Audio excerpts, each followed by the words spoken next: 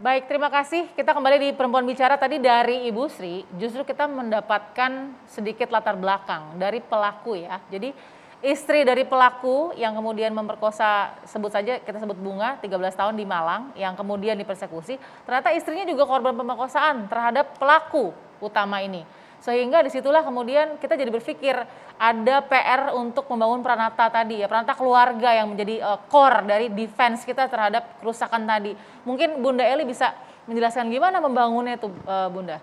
Oh, yang paling penting nih kalau dari datanya ya, 60% dari 60% dari ibu-ibu dan ayah-ayah ini lulus dan tidak lulus SD. Itu persoalannya. Ya. Jadi nggak tahu tanggung jawab departemen apa gitu loh yang untuk harus memikirkan sebelum orang menikah itu harus ada persiapannya. Ini sama sekali tidak ada persiapannya. Apalagi sekarang yang seperti kita dengar terakhir ini, Balkis, 64.000 anak-anak berusia di bawah 18 tahun mengajukan dispensasi izin nikah karena usia nikah dinaikkan. Kenapa tuh? Dan bagaimana itu? Wow. Satu itu yang masuk ke dalam catatan kantor urusan agama seluruh Indonesia. Yang tidak masuk? Nah, jadi ada apa dengan anak laki-laki kita kan gitu? We have a lot of boys, we run out of men. We run out of men. Kita kehabisan pria ya. Ya. Tapi banyak masih anak laki-laki. Karena nanti masih di dalam dewasa. keluarga yang terjadi semua ini adalah ayah tidak berfungsi.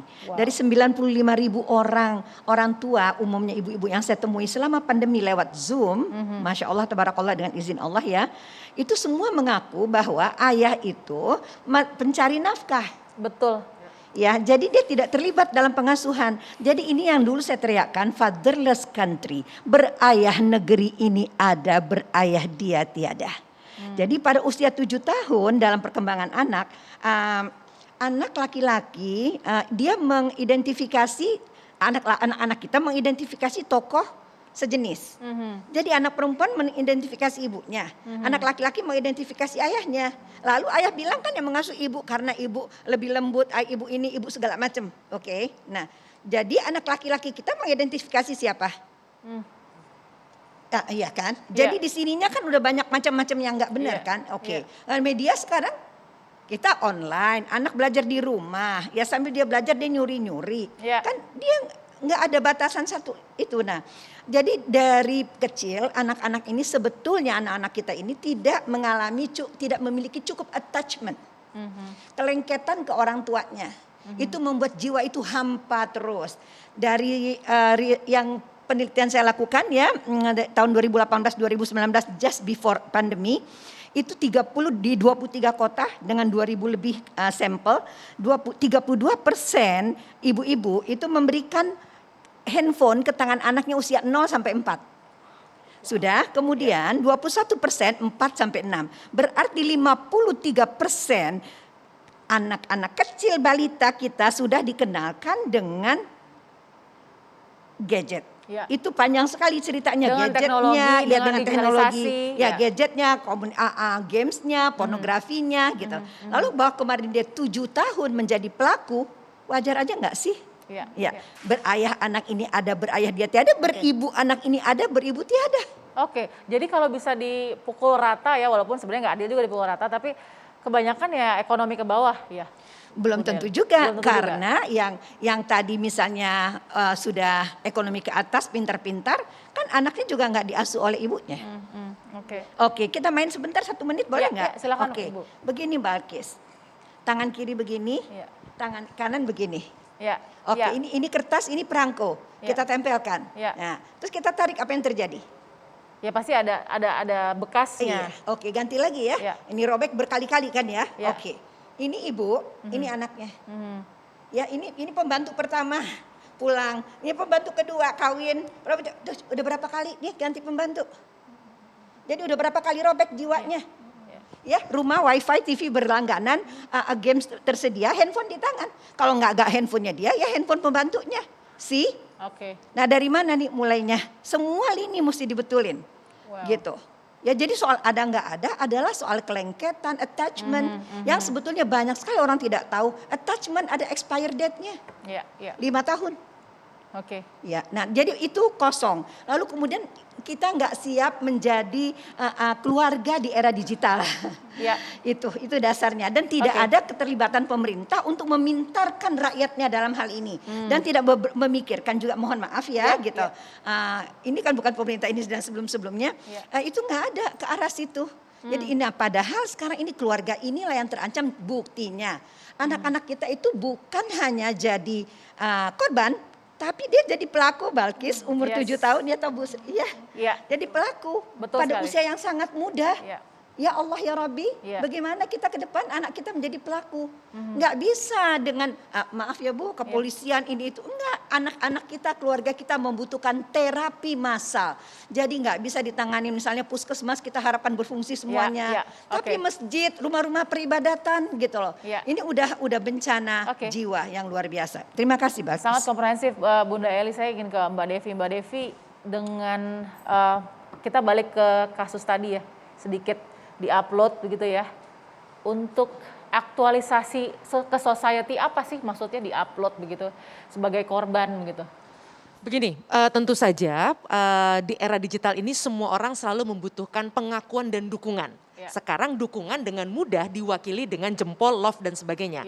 Tadi sangat sempurna yang disampaikan oleh beliau, dan beliau juga bahwa kalau tadi ada kasus bahkan mohon maaf sosok yang sangat berwibawa dan terpercaya seperti guru ngaji. Tadi kan ada kasus. Nah, kenapa itu bisa terjadi? Nah, studi menunjukkan orang tua tadi sebagaimana yang beliau sampaikan karena sudah percaya pada sosok tertentu, dan ini yang biasanya memang digunakan. Kenapa? Karena yang paling sedih adalah justru studi menunjukkan korban anak kenapa mereka tidak mau mengadu. Padahal misalnya mereka merasakan ada sesuatu yang berbeda. Kalau mereka belum bisa menjelaskan, mereka merasakan sesuatu yang berbeda karena jawabannya ternyata adalah cinta. Jadi kelebihan dari orang-orang tersebut di satu sisi adalah mereka menawarkan cinta sehingga sang anak tidak berani melaporkan karena dia takut kehilangan cinta. Karena dia tidak memperoleh cinta itu dari orang yang semestinya memberikan, yang tadi disampaikan oleh beliau, ayah dan ibunya sendiri. Sehingga orang ini tidak hadir bagaikan monster. Ini juga salah satu mitos. Orang selalu berpikir bahwa penjahat kekerasan seksual itu selalu yang mohon maaf, yang sifatnya pemerkosaan. Padahal lebih banyak yang tidak. Dia menawarkan cinta kasih. Dia menawarkan perhatian. Ini yang membuat kemudian tanda kutip seakan-akan ada kerelaan dari para korban. Nah, ini yang sangat berbahaya. Ini yang juga harus difikirkan bahwa sekali lagi jangan berpikir penjahat itu selalu berwujud sebagai monster. Ini menjadi ironi ya ketika kita kemudian melihat kasus di Malang. Tapi setelah mendengarkan bahwa keluarga sebagai peranata utama untuk kita ya membangun tadi, justru di Padang begitu ya, Sumatera Barat, ada kekerasan seksual terhadap bocah kakak dan adik yang berumur 5 dan 7 tahun. Pelakunya adalah kakeknya, pamannya, kakak sepupunya, 2 kakaknya yang masih berusia 10 dan 11. Teman pamannya hingga tetangga. Saya harus langsung menuju ke Pak RT yang ada di Padang supaya kita punya sedikit latar belakang kenapa ini bisa terjadi. Saya langsung sapa Pak Saifuddin, Ketua RT 4 ya, Pak Saifuddin ya, dari Padang Selatan ya Pak ya? Ya. Selamat malam, Assalamualaikum Pak Saifuddin. Waalaikumsalam warahmatullahi wabarakatuh. Baik Pak, yang pertama selamat malam Pak Saifuddin, mudah-mudahan dalam keadaan sehat. Saya tadi sudah sempat sebutkan di awal kasus yang terjadi di lingkungan RT Bapak ya. Bapak sendiri bisa menggambarkan apa Pak yang sebenarnya terjadi sih pada anak 5 dan 7 tahun ini yang menjadi korban? Silahkan.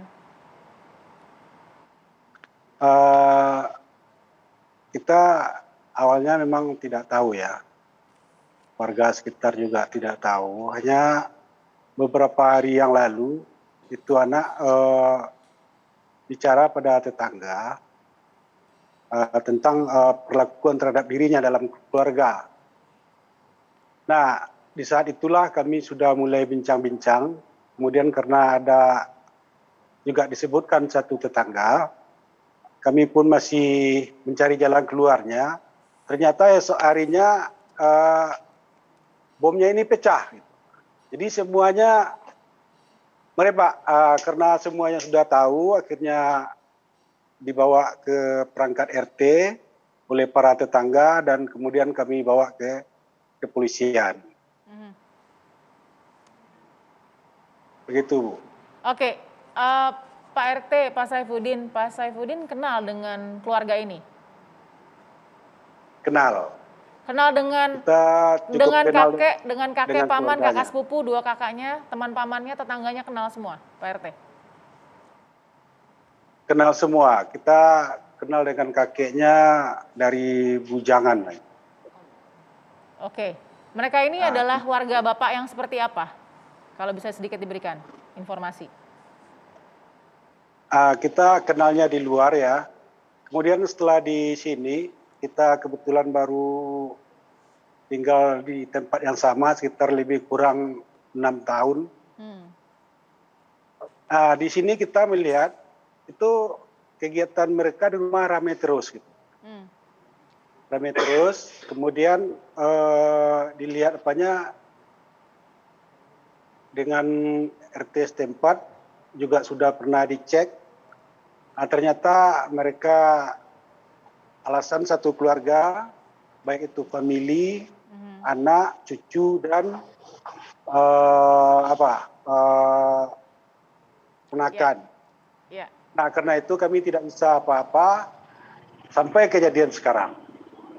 Oke, tidak ada pernah hal-hal yang mencurigakan yang Pak RT atau lingkungan tangkap di rumah ini, atau mungkin anak korban-korban ini sempat memperlihatkan ekspresinya atau tingkah lakunya yang aneh begitu? Pernah, tapi pada saat itu kami mencurigai yang tuanya, artinya dari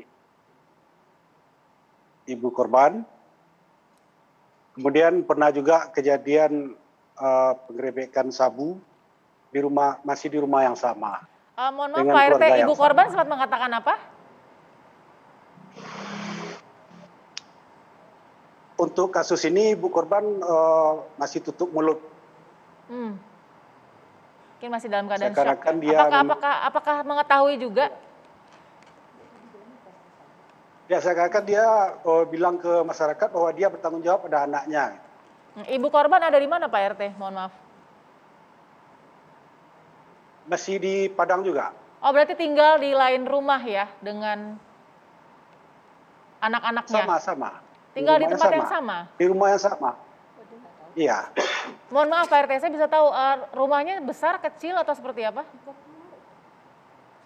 Besar rumahnya besar. Besar? Rumahnya besar, lantai 2 lagi. Yang tinggal di situ ada siapa saja Pak RT? Kalau secara resminya yang tinggal di sana hanya 2 kakak. 2 kakak, tapi setiap harinya dilihat dari kapasitas di rumah lebih dari 2 kakak. Lebih dari 2 kepala keluarga? Iya. Berarti Pak RT lihat semua, ada kakeknya, ada paman, kakak sepupu, ada teman paman, semua tinggal di situ ada? Ada. Wah. Artinya mungkin mereka ada 1 hari pulang, kemudian pergi dalam 1 hari juga, kemudian 2 hari lagi pulang. Gitu. Oke. Ini ada pengakuan nggak ke Pak RT atau mungkin informasi ini sudah terjadi berapa lama? Kalau ke RT-nya tidak ada pengakuan, hanya ke tetangga yang membawanya ke RT. Jadi dari pengakuan korban kita tidak tahu sudah berapa lamanya. Oke, baik. Waktu Bapak tahu ada kasus ini, begitu ya Pak, apa yang Bapak lakukan dan apa yang Pak RT lakukan? Apakah Bapak langsung mengambil langkah untuk mencari tahu, mencari kebenaran, atau bagaimana? Jadi pas kasus ini langsung sampai ke RT, kami dari pihak RT langsung berkumpul dan memanggil RW, kemudian minta untuk dapat menyelamatkan anak ini ke kantor polisi. Ya. Kemudian sekaligus memanggil perlindungan anak. Nah, jadi di kantor polisi kami bertemu semua dan disitulah prosesnya dilanjutkan. Oke, saya ingin tahu Pak RT, ketika lingkungan sekitar, warga Bapak sudah tahu ada kasus itu, warga itu sempat marah nggak ke keluarga pelaku, para pelaku ini? Ya, sempat marah. Ya. Sempat marah, hanya saja ketika itu keluarga korban, keluarga pelaku tidak ada di rumah, sehingga warga hanya menyegel rumah tersebut dengan paku. Karena warga menyegel dengan paku, setelah itu bubar, yang mana saat akan menyegel itu masih dapat kami antisipasi agar tidak terjadi anarkis, sehingga hanya dipaku saja pintunya. Tapi ternyata pintunya didobrak lagi malamnya.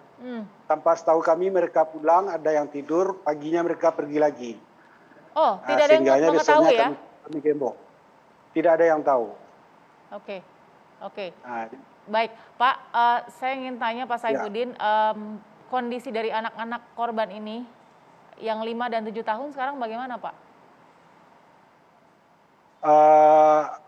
Sementara setelah ditangani kepolisian dan Komisi Perlindungan Anak, itu si anak dibawa oleh Komisi Perlindungan Anak ke panti. Nah, setelah itu kita tidak tahu lagi kondisinya di sana bagaimana. Baik, Pak Saifuddin, terima kasih. Pak Saifuddin, terima kasih sudah berbagi ya di Perempuan Bicara. Mudah-mudahan setelah ini lebih waspada lagi ya Pak, menjaga lingkungannya, begitu agar tidak terjadi hal-hal seperti ini. Terima kasih Pak Saifuddin.